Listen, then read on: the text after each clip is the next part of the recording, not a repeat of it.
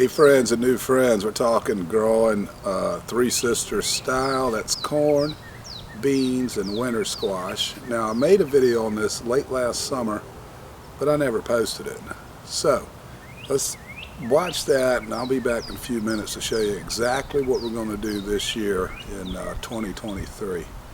Hey everybody, today I want to talk about the Three Sisters garden story, and more than that, I'm going to show you an example of it right here. We did this in 2022. Three Sisters, short version of it. You use your corn, pole beans, and then squash. And I want to clarify something about squash later. But the idea is that corn will give support for the bean. The bean fixes nitrogen so it will feed the corn. And then your squash generally goes around the outside. And that is to provide some shade for the ground, keep it from drying out, and protect the roots, and also to mitigate pest pressure. And that's what I want to talk about before we get into what we did here. I've seen a lot of videos out there.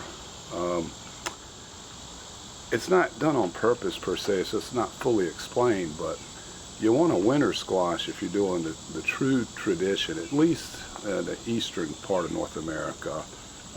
This style of agriculture was developed by indigenous people, and obviously it's companion planting. They would also like to use fish as fertilizer, all that stuff. Anyway, the reason you want a winter squash is that it repels raccoons that have very sensitive hands. So the winter squash have a much more prickly vine. So it helps to mitigate raccoon pressure in addition to covering the ground. Now you don't have to do that, obviously. In fact, in our example here, we did not do that. We used icebox watermelon, one vine on each side. So really you have two choices. If you're in a field, you can go square, rectangular, have your corn and beans on the inside, and then plant your squash, preferably winter squash, around the outside. Okay, or you can go circular mounds. You would put, say, 3 corn, 3 beans in the middle, and then 2 squash vines on the outside of that, and then, you know, space your mounds like 4 foot apart. So what we did was sort of option 1, except we're not in the middle of a field. We're right off my patio in a rectangular space. So I kind of did a row block system for the corn, and then intermingled pole beans in there, and then put watermelon on each end of the rectangle. And yes, it did work. The vines ran along the edges and down the middle. The watermelon did produce. We have watermelon, we had plenty of corn, and we had in particular these red noodle beans. And that's fantastic. It's just, it's beautiful to see that purple bean, maroon bean up against the green. Of course, our corn now is starting to dry out. You'll also notice we have some feather celosia in there, and that's just because it's self-seeding. You don't really need that for pollination, except maybe the beans, but it does attract a lot of pollinators. So that's your system. It works. We had a lot of success with this in 2022. Something you might think about testing out this year. Also, if you have say a 25-gallon whiskey barrel, you can just do a little modest setup of it to try it out. I do want to add one thing, by the way. There is a so-called fourth sister, which would be sunflower plants, and the purpose for a sunflower plant is to attract the birds away from the corn. Basically, it's a trap crop for birds.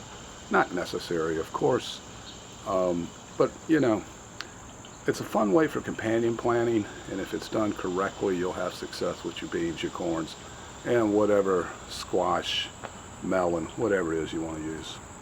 All right, so over here to my left, that's our, well, it's not a corn field.